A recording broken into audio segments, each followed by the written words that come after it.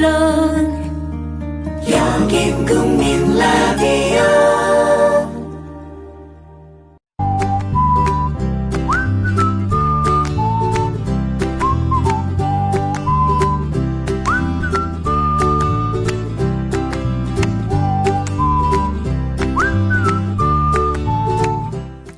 대한민국에 간첩이 있습니까? 있겠죠. 있다고 생각합니다. 그러나 간첩이 과연 대한민국을 전복시킬 수 있겠습니까? 그들이 교묘하게 선동한다고 해서 대한민국이 공산주의 국가가 되겠습니까? 저는 아니라고 확신합니다. 우리보다 못 살고 우리보다 자유가 없는 북한이 좋을 게 없거든요. 국가기밀이 빠져나가고 국가의 안위를 흔들려는 세력은 반드시 색출에 마땅하지만 이와 같은 무게로 선량한 시민들의 인권도 존중되어야만 합니다. 그래야 수사기관의 정당성도 확보되는 겁니다. 오늘은 국가의 치졸한 작태를 파헤쳐 보겠습니다.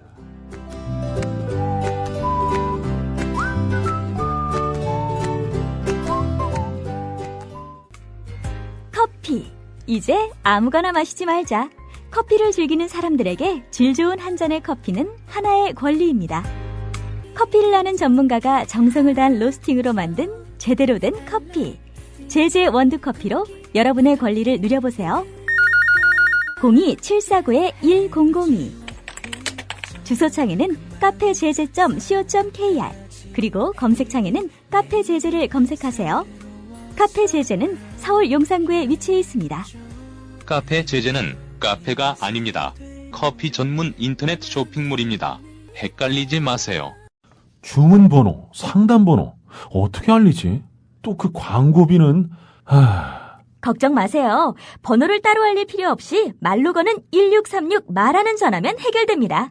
외우기 힘든 번호 대신 1636 누르고 상호명을 말하면 바로 연결됩니다. 우와, 이렇게 간단할 수가... 신청하려면 어떻게 해야죠? 네, 1636 누르고 말하는 전화라고 하시면 상담원이 연결됩니다. 이제 번호 누르지 말고 말로 거세요. 1636 말하는 전화. 진짜 안보가 왔다. 짝퉁 안보는 가라. 안 보이는 안보도 가라. 보이는 안보가 왔다. 진짜 사나이로 감동할 2014년 가장 담대한 책. 김종대 정옥식의 진짜 안보. 안보계의 슈퍼스타 김종대 정옥식. 국민을 위협하는 가짜 안보를 해부합니다. 21세기 평화세대가 선택한 최첨단 안보 교양서. 김종대 정옥식의 진짜 안보. 책의 가격은 얼마에 형성되어 있죠? 13,700원. 전국 서점과 온라인 서점에 있습니다. 도서출판 서해문집. 뇌에는 근육이 없습니다. 책은 섹시한 뇌를 위한 체육관. 국민라디오 전영관의 30분 책 읽기. 네, 오늘은 좀 특이한 책입니다. 간첩의 탄생. 간첩하니까 애청자 여러분들도 옛날 생각 많이 나시죠. 저도 간첩이란 단어에서 옛날 생각했습니다. 간첩의 탄생. 문영심 선생님 모셨습니다. 안녕하세요. 안녕하세요. 네, 제목이 굉장히 복고적이면서 짜증나는, 아직도 우리 사회는 간첩인가 그런 생각이 들어요.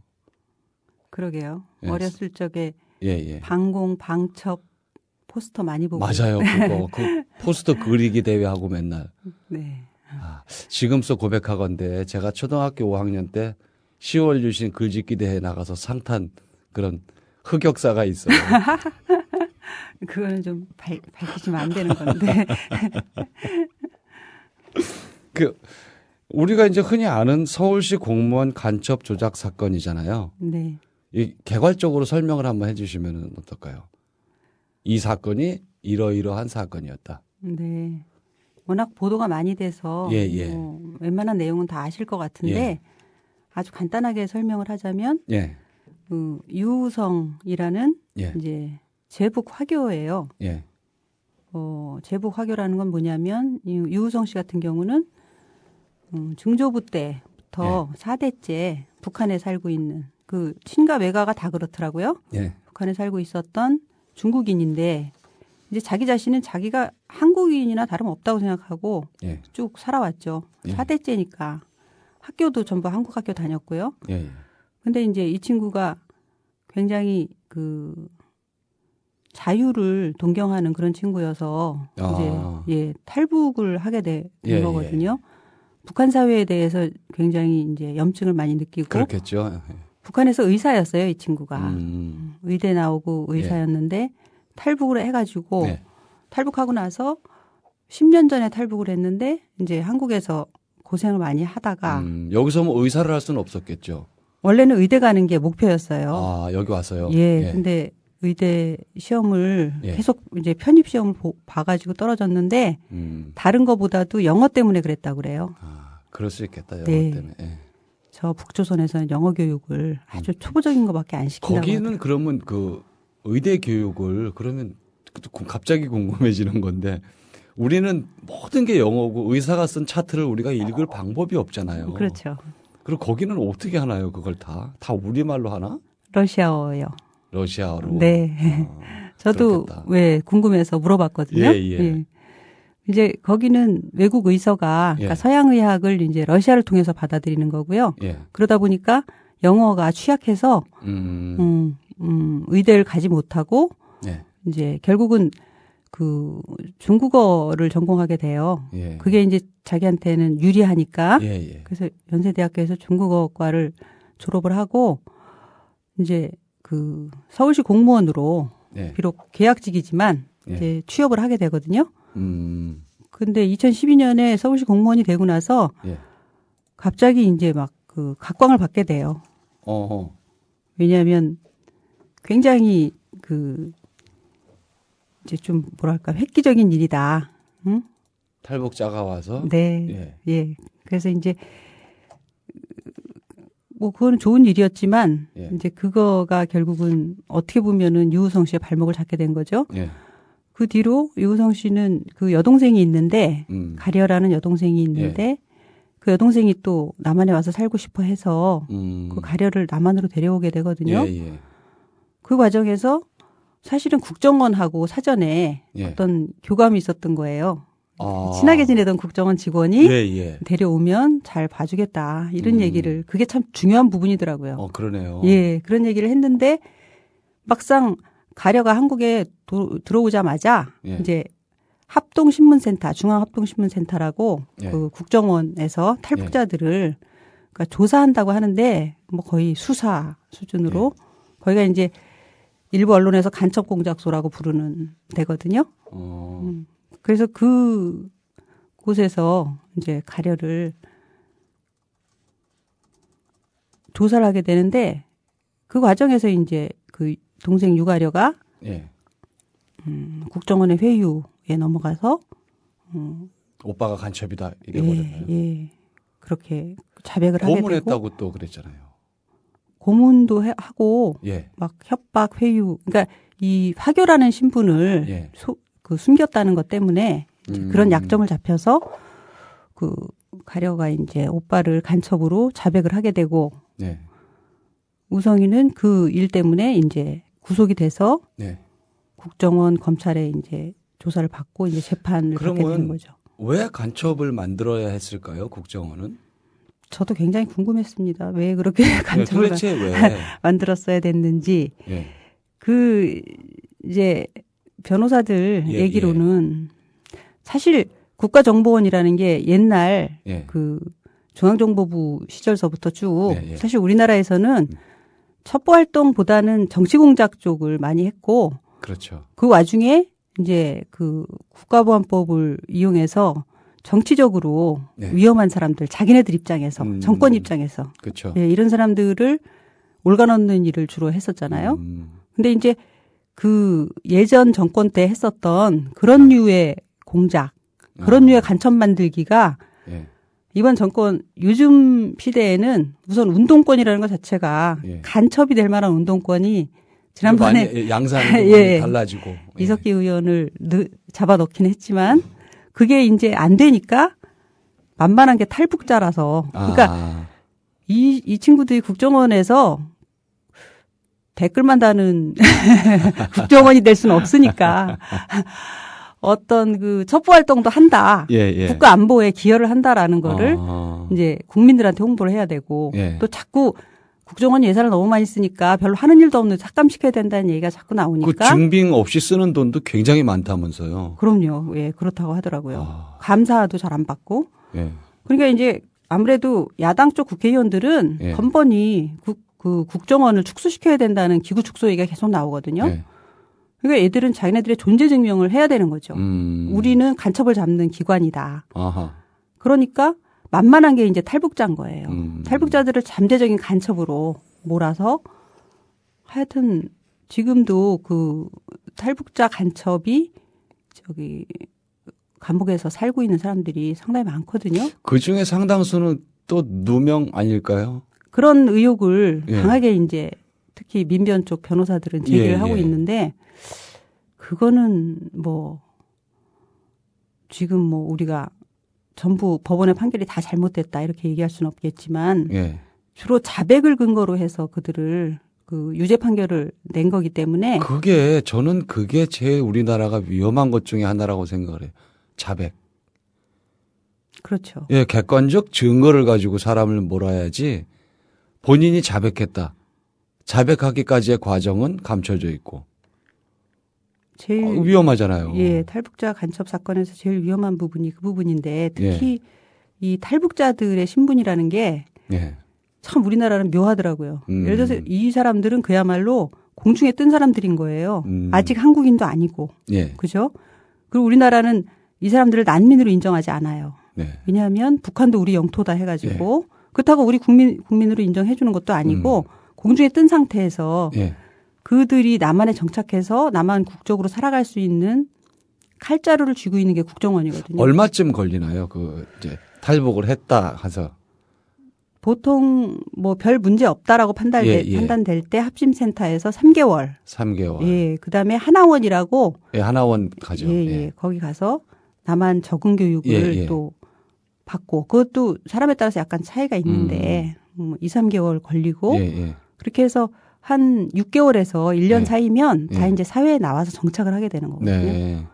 근데 이제 합동신문센터에 처음 들어갔을 때 뭔가 그러니까 저 사람들 입장에서 조금 혐의가 있다. 예를 들어서 그런 경우에 그 조사를 강화해서 수사 수준으로 조사를 강화하고 이제 그때 여러 가지 강압적인 그런 행위가 있는 거죠. 그때 말하자면 유사 고문 행위도 있을 수 있고 그런 거를 뭐 여러 가지가 자행될 수 있는 거잖아요. 탈북자들이 실제로 그런 일을 당했다는 거를 굉장히 많이 얘기를 했거든요. 증언을. 그렇지만 뭐 그들이 약자의 입장이기 때문에 어디 하소연할 데도 없잖아요. 그렇죠. 그래서 나중에 나와서 또 그랬느냐라고 물어보면 아니라고 부정하는 경우도 많고요. 저 같아도 말 못할 것 같아요. 얘기했다가 내가 이렇게 탈북해서 한국에 정착하는 기간 동안에 이러이러한 부당한 처우를 받았다 이런 얘기 잘못했다가 어떻게 될 줄 알고 겁나서 얘기하겠어요 그거. 그렇죠. 아니라고 그러죠. 쭉 계속해서 국정원의 관리 대상이니까요. 그렇게 얘기하기 어렵고 반대로 지금 그 대북 전단 살포하는 탈북자들처럼 우리는 이제 그게 자기네들이 자의로 하는 게 아니라 국정원의 사주를 받았다라고 의심을 하는데 물론 저도 좀 솔직히 증거는 없지만 그렇게 이제 그 아주 강한 어떤 정부 옹호적인 태도, 북한 비판적인 태도 그런 거를 보이는 게 이제 탈북자들의 일반적인 경우고요. 그리고 또 하나는 이 사람들이 이제 그 유우성 재판에도 나와서 그 피고에게 불리한 증언을 많이 해요. 탈북자들이. 아, 탈북자들이요? 그렇죠. 탈북자들끼리 탈북자를 고발하게 되는 거죠. 왜냐하면 그들이 북한에서 한 행위나 그런 것들을 증언해 주는 게 서로 북한 사람들끼리 증언을 해줘야 되니까. 그러니까 소위 검찰 측 증인으로 같은 탈북자들이 많이 나와요. 유우성 씨 재판에도 많이 나왔거든요. 그러니까 자기네들끼리 서로 이제 해치게 만드는 거죠. 왜 우리는 그렇게 여러 방면에서 동족끼리 그럴까요? 해외에 나가서도 이게 한국 사람이 제일 무섭다면서요. 해외에 나가면. 예, 저도 그런 경험이 있었는데요. 예. 프랑스에서 예. 북한 그 출신 대학생 둘이 예. 두 사람을 만났는데 도와달라고 막 하더라고요. 예. 이제 그 동유럽 쪽에서 유학하다가 여행을 왔는데 여비가 떨어졌다 하면서 막 도와달라고 접근을 하더라고요. 그때 굉장히 좀 막 무섭다. 무서우셨을 것 같아요. 예, 그런 생각이 들었는데 예. 사실 어떤 사람들이 자기네 나라 같은 나라 사람을 만나가지고 무섭고 피하고 싶은 그런 사람들이 있을까요? 이제 피해야죠. 이게 농담 같지만 그때 일이 잘못됐으면 선생님이 지금 조선중앙TV에서 대본 쓰고 계실지도 몰라요. 아니 그게 그게 아니라 합니까? 아오지 탄광에 갔겠죠 아마. 아니에요. 작가시고 오랫동안 방송 활동을 오래 하셨잖아요. 방송 작가를 오래 하셔서 그 사람들이 그런 거 확인 안 하고 잡아가겠습니까? 근데 성분이 굉장히 나빠요. 아, 성분이 나빠요? 예. 어떡하면 좋아. 아버지가 그 공산주의에 반대해서 월남하신 분이거든요. 예. 북한 출신인데 할아버지는 친일파셨고요. 굉장히 성분이 안 좋습니다. 잡혀가면 큰일 나실 분이네. 예, 그럼요. 어떻게든 여기 사세요. 아, 이거 좀 개인적인 말씀을 잠깐 드리면 이제 그 모혜집 선생님이 지금 양구에 고라니골이죠. 네. 예. 고라니골이라는 곳에 기르지 않는 농부. 제가 주변에 이제 선생님 얘기를 이렇게 가끔 하는데 농약을 치고 막 해서 어떤 작물을 기르는 게 아니라 정말 자연에 두고 자연이 뜯어먹은 건 뜯어먹고 남는 건 내가 먹는다. 사실은 그게 가장 정직한 농업일 수도 있어요. 한 채집의 바로 전 단계쯤이라고 할까요? 씨는 내가 뿌렸지만 뒀다가 채집 수준으로 가서 내가 수확을 하는 거니까. 가서 계속 막 농약을 쳐대고 뭐 난리를 치는 게 아니잖아요. 나물 잘 먹었습니다. 예. 좋죠. 좋은데 예. 농사 짓는 분들한테 그런 얘기 하면 농사 짓는 맞아요. 맞습니다. 예, 그건 맞는데 어쨌든 거기서 상업적으로 막 대대적으로 농사를 지시는 건 아니잖아요. 아이 그럼요. 저희는 농사라는 게 그렇게 하루아침에 되는 것도 아니고요. 기술이 그것도 필요한 거고 저희는 뭐 감히 농사를 지어서 농작물을 판매한다든가 이런 건 엄두도 내지 못하고요. 그냥 그 텃밭 농사 수준이지만 텃밭 농사도 뭐 고라니들 등살에 뭐 벌레라든가 멧돼지에 뭐 거의 남는 게 없고요. 그냥 뭐 거의 사 먹습니다. 그래도 나물 같은 거는 어쨌든 뭐 이게 인터넷을 통해서 또 판매도 하시잖아요. 네, 그렇죠. 그게 그나마 제일 우리한테는 좀 만만한 작물이라고. 근데 그 망초가 희한하게 맛있던데요. 네. 우리가 흔히 말하는 그 망초인가요, 그게? 그렇죠. 예. 저는 깜짝 놀랐어요. 망초도 사실은 그래서. 알고 보면 여러 가지 종류가 있거든요. 개망초도 있고요. 그냥 망초도 있고. 그래서 이제 식구들한테는 그 흔히 나는 거 허연꽃 그게 망초 이거다. 좀 어린 순이다. 이제 사실 몰랐는데 그냥 넘겨 짚었죠. 계란꽃이라고 부르는 그거 맞습니다. 아는 척을 막 하고 이렇게 해서 이제 묻혀서 먹었는데 굉장히 독특한 맛이었어요. 그리고 흔히 우리가 먹는 것과 다르게. 그게 사실 어린 잎일 때는 저기 숙부쟁이라든가 그런 것들도 개망초하고 거의 구분이 잘 안 되거든요. 그래서 먹을 수 있는 풀들을 이제 비슷비슷한 풀들을 많이 모은 거예요. 말하자면 개망초만 있는 건 아니고. 근데 질경이라든가 이런 것도 같이 하고요. 정말 인기는 참 좋았어요. 좋은 거를 혼자 드셔서 그런가? 이게 피부가 굉장히 맑으세요. 멀리서 봐서 그러실 거예요. 아마. 아니에요. 지금 가까이 보고 있는데요. 뭐 제가 한두 번 뵌 것도 아니고. 그 좀 좋은 거 있으면 좀 이렇게 나눠주세요. 안 됩니다. 저 보시면 좀 불쌍하지 않으세요? 없어 보이고 좀 주셔야지. 잠깐 옆으로 샜습니다. 제가 이 책의 머리말 요거를 잠깐 읽어드리게요.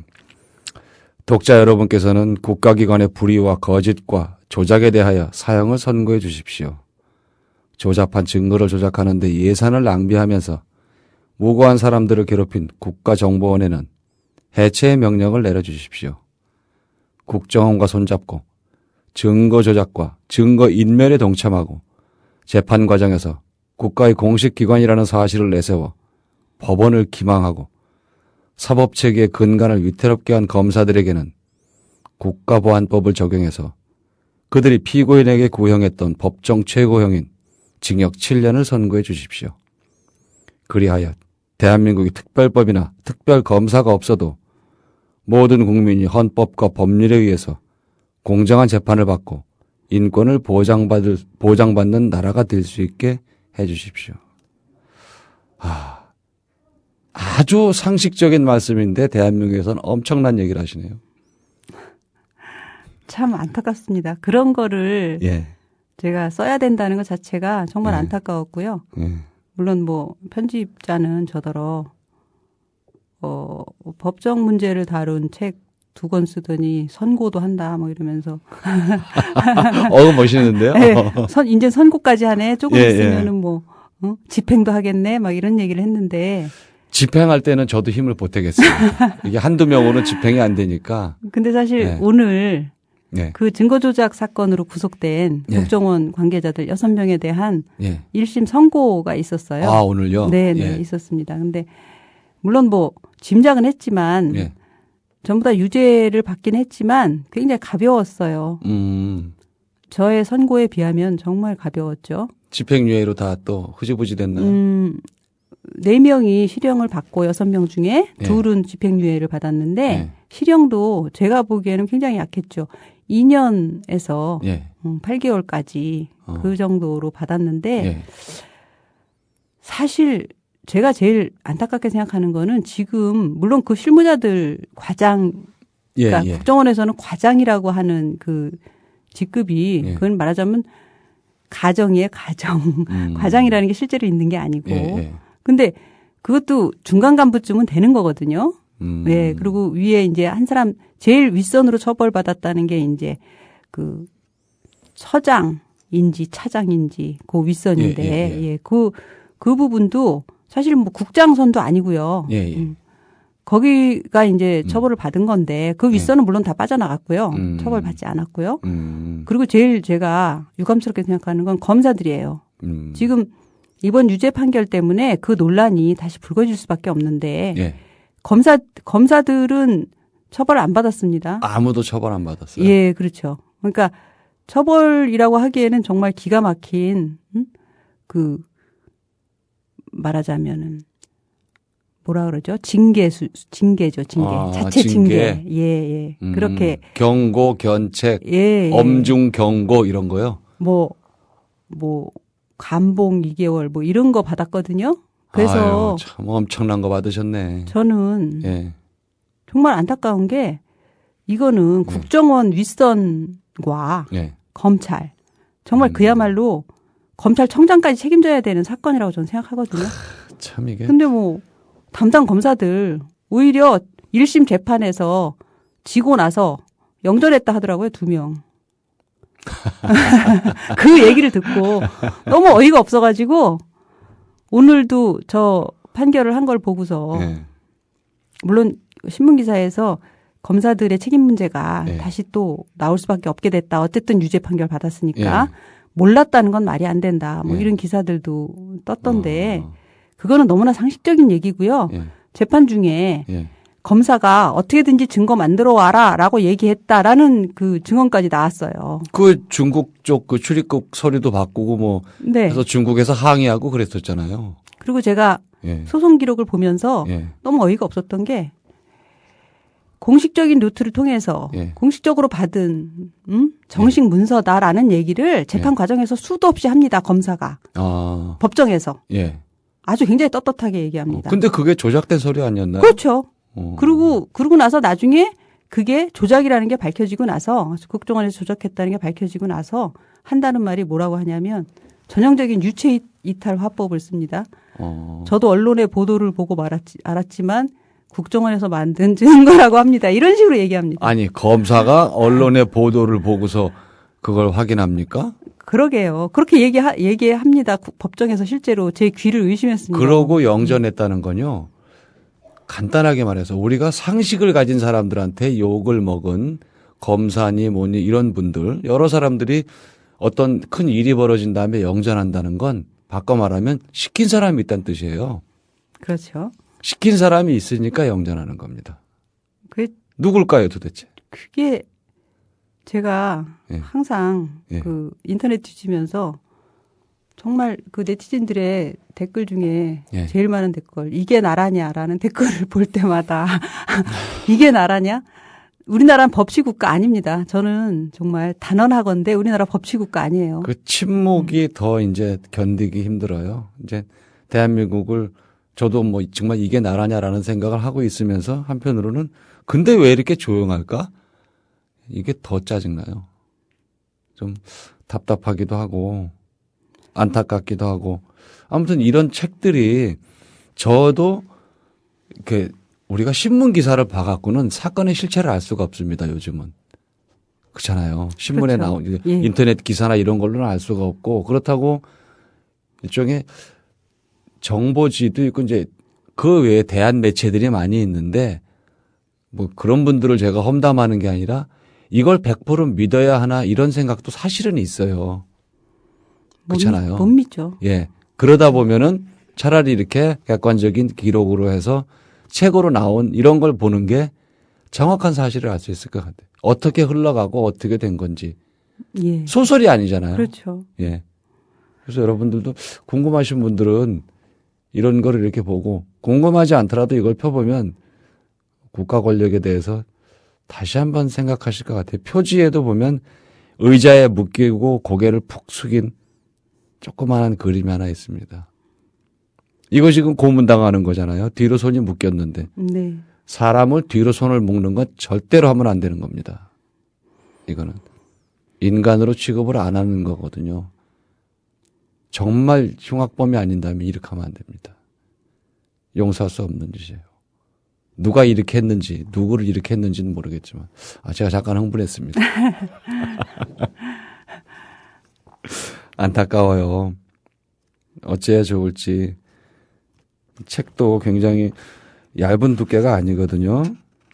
지금 375페이지 이렇게 되는데 여러분들도 그렇고 저도 그렇고 봐야 될 필요가 있다고 생각을 합니다. 내가 언제 이 제2의 유호성이 되지 말란 법이 없잖아요. 어느 날 갑자기 잡아가서 두들겨 패고 쪼면 뭐 자백하는 거지 뭐. 조심하십시오. 끔찍합니다 정말. 그래서 이런 일이 안 일어나야 되고 이러지 말아야 되는데 계속 이런단 말이죠. 좀 속도 상하고 저희가 이런 책들을 가끔 한 번씩 합니다. 그래서 저도 흥분 안 하려고 오늘 또 오랜만에 문심 선생님 모시고 간첩의 탄생, 서울시 공무원 간첩 조작 사건의 진실 이야기를 들어봤습니다. 나머지는 다음 시간에 마저 듣도록 하겠습니다. 오늘 말씀 고맙습니다. 네, 감사합니다. 네. 네. 서울시 공무원 간첩 증거 조작 사건. 제목도 깁니다만 우리는 언제까지 이런 작태와 함께 살아야 할까요? 공작이니 조작이니 이따위 후진국의 상징 같은 말들을 언제까지 들어야 합니까? 박정희가 사라진 지 30년이 넘었는데 왜 우리는 아직도 외신을 통해서 국내 소식을 듣고 분노하고 부끄러워합니까? 제목도 마음에 들지 않습니다. 간첩이란 증거를 조작했다뇨. 간첩이라는 의심은 남았는데 증거를 조작했다는 겁니까? 간첩 누명 사건이라고 해야 정확한 거 아닙니까? 멀쩡한 사람을 간첩으로 몰아붙이고 각종 서류도 위조하고 여동생을 고문했으니까 말입니다. 이러고도 검찰과 국정원은 슬그머니 빠져나갔죠. 참 희한한 일입니다. 물고기 잡는 그물은 작은 것들이 빠져나가는데 인간 세상의 그물은 큰 것들만 빠져나간단 말이죠. 왜 그럴까요? 작은 것들만 있는 대로 그물을 던지는 겁니다. 큰 것들한테는 미리 피하라고 눈짓을 했겠죠. 이래저래 암담합니다만 냉소나 침묵은 그물입니다. 냉소하면 뭔가 알고 있다는 뜻이라도 되나요? 침묵하면 인내심을 자랑하는 건가요? 둘 다 우아한 비겁일 뿐입니다. 끝까지 파헤친 장경욱 변호사를 모델로 삼아야 한다는 말씀드리면서 오늘 순서 마치겠습니다. 지금까지 30분 책 읽기 전영관이었습니다.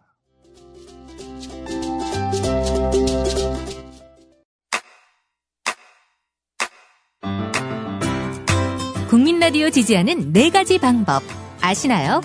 다운로드하기, 별점 주기, 댓글 달기, 구독하기. 국민 라디오를 보다 많은 이들에게 전할 수 있는 가장 손쉬운 방법. 다운로드하기, 별점 주기, 댓글 달기, 구독하기. 잊지 마세요. 다운로드하기, 별점 주기, 댓글 달기, 구독하기.